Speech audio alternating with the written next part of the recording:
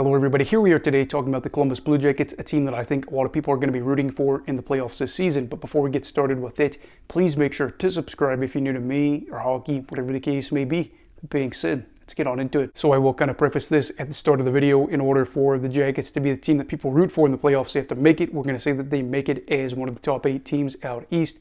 And then also I wanted to say, please spare me the whole I only root for my team, especially in the playoffs comments. We're aware, but also be realistic here. Most likely, most of our teams are not going to go out there and win the cup.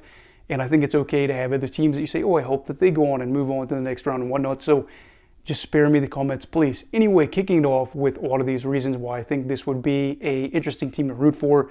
One, it's just been a really hard 4 years for them on the ice. I know a lot of things off the ice, of course, but on the ice too, things have not been very good. 4 years without being in the playoffs, as well as 2 seasons at the bottom of the division in the Metro. They have been one of the worst teams in the league defensively over the past 2 seasons, especially being 31st in the league in goals allowed in back-to-back years.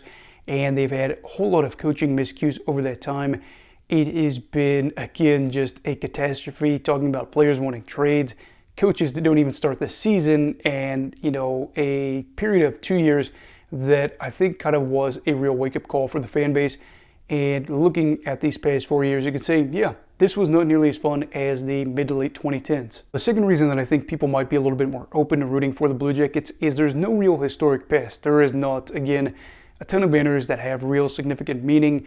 They have been around since 2000, and they have only made the playoffs on 6 occasions. They have only gone on to the second round on 1 occasion. That, of course, being where they lost to the Boston Bruins in the second round. And looking at all this as well, too, you understand, there's not been a whole lot of crazy success during the regular season. They have never won a division title. They have never had a season with more than 50 wins, and they've only had 1 year with over 100 points. So looking at all this, they really do pale in comparison to a lot of older franchises, and I think that kind of is an advantage to them in terms of people saying, well, they've never actually even gone to the Eastern Conference Final, so we kind of feel like we're rooting for the little guy in this regard, and I think that does hold up well for them. Now, if they had a lot of regular season success where they had really faltered during the playoffs, people would say, well, they're just losers when it matters most. Now, a third reason is the kids are looking dangerous. The Blue Jackets have a lot of younger forwards that are looking especially good. You have, of course, Kirill Marchenko that is averaging over a point per game. He has got 25 goals on the season as well, just been a goal-scoring machine, or at least has been an upcoming goal-scoring machine, I think. And then you have other guys, of course, like Kent Johnson, who's close to averaging a point per game for the year. Dmitry Voronkov is another name that is kind of fun as well to bring up here. He has got 20 goals on the season this year. He had 18 last year, so in 2 seasons, 38 goals, and it wasn't like it's a full 82 games yet for both of those years. So again, maybe he's going to be more one of those interesting pieces. He was a 4th rounder, so it's not like he fits that mold entirely. Then you have Adam Fantilli, who is, again, one of those higher picks for the Jackets, as you saw him have a pretty good run since January 1st, 27 points in 27 games played. And you're just feeling confident about this, saying, well, if this is what we're getting from these guys now, it's going to be good. And again, it makes me look really bad because last season I said some of these players really were just not developing at a good rate. But we started to see it a little bit last year with some of these guys like Marchenko and then Voronkov, kind of wondering, oh, how high is the ceiling? I still don't really know right now, but I think that does kind of bring in their appeal of saying a lot of young forwards where you say there could be more room to grow, they could be more dangerous. And I'm not saying that these are going to be guys that are competing with McDavid in the upcoming years, but if you have a group of 4 or 5 forwards that are pretty young that continue to be an emerging threat, it's going to be a really good thing and kind of an added bonus to the playoffs. Now you get into the mayhem. They have the 7th highest goals for per 60 in the league, while they have the 6th highest goals against per 60 in the league. They are not particularly dominant on the power play or on the PK. They're kind of in that 20-ish range in a lot of those categories, but they are dangerous at 5-on-5 offensively. I think this is one of those deals where in a series you could have a 5-4 game, 7-6 game. You could have a game like we saw here recently last night where they ended up getting shit out 4-0. They could go out there and maybe blanket another team and go and have a couple games where maybe they get out to an early series lead and make things a little bit awkward and a little bit reminiscent. Although I think that team was a little bit different as well too. They had veteran players or guys that even if they were younger were still, again, players that had got a decent amount of NHL time, like Artemi Panarin, Not that I'm comparing these guys just yet to Artemi, but just the possibility for things to get really weird, really wacky, really fast, and especially the first round I think would be just absolutely great.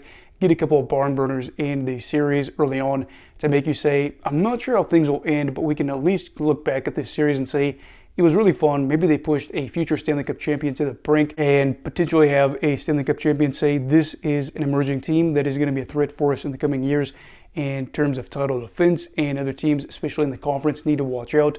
I don't really know, but again, I kind of highlighted in a video a couple days ago how cool it would be if the Jackets were one of those sides that suddenly just were able to go out there in the next couple of years with more cap space and win the division, after being a side that would have been just a few years before that being in the basement of the Metro. And then the final talking point that I wanted to highlight here were other teams and the success that they've had. If we look out of the 16 teams, it appears that at the moment, 6 of those teams will be sides that have won the Stanley Cup recently, and by recently, I mean since 2014.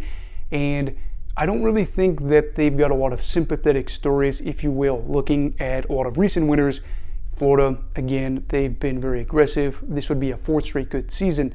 Tampa Bay, recent back-to-back winner. Colorado won in 2022.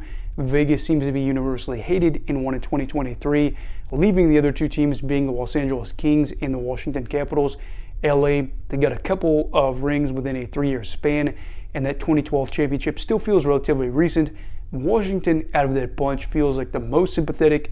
Ovi, they've only got 1 championship, and there were a lot of just years that didn't end anywhere close to where they wanted it to be.